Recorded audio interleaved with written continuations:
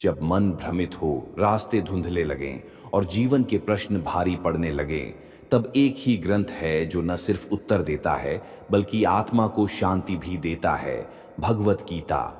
भगवत गीता का ज्ञान भगवान श्री कृष्ण के उपदेशों का सार है, जो व्यक्ति को जीवन के हर पड़ाव पर प्रेरित और मार्गदर्शन करता है।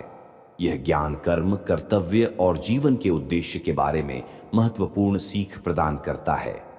भगवत गीता के कुछ प्रमुख उपदेश। कर्म पर ध्यान दें, फल की चिंता न करें।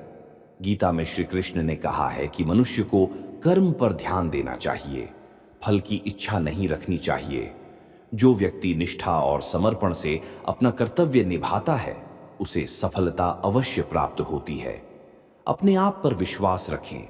श्री कृष्ण कहते हैं कि व्यक्ति को खुद पर विश्वास करना चाहिए, क्योंकि जो लोग खुद पर विश्वास करते हैं वे सफलता प्राप्त करते हैं। संयम रखें।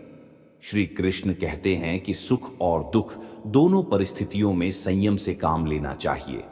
दुख और सुख जीवन के स्वाभाविक पहलू हैं और इन दोनों में संतुलित रहना चाहिए। कर्तव्य का पालन करें।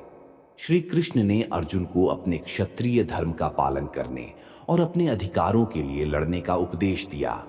यही उनका कर्तव्य था। भगवान को समर्पित करें।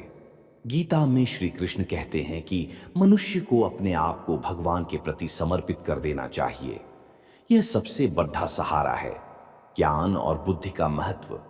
श्री कृष्ण बताते हैं कि ज्ञान और बुद्धि में अंतर होता है। आध्यात्मिक अभ्यास के माध्यम से प्राप्त ज्ञान से बुद्धि उत्पन्न होती है, जिससे व्यक्ति को जानने योग्य कुछ भी नहीं बचता। गीता में श्री कृष्ण ने अर्जुन को बताया कि कर्म योग जीवन का सबसे बड़ा योग है।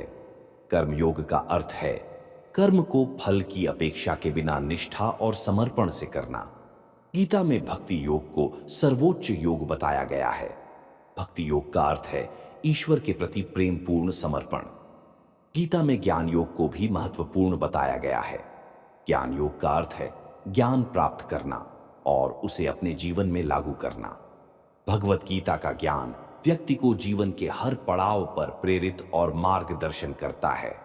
यह ज्ञान कर्म, कर्तव्य और जीवन के उद्देश्य के बारे में महत्वपूर्ण सीख प्रदान करता है। आप भी कृष्ण के भक्त हो और गीता का ज्ञान दुनिया तक पहुंचाना चाहते हो तो वीडियो को लाइक करो, कमेंट में जय श्री कृष्ण लिखो और ऐसे ही दिव्य ज्ञान के लिए चैनल को सब्सक्राइब करना मत भूलना।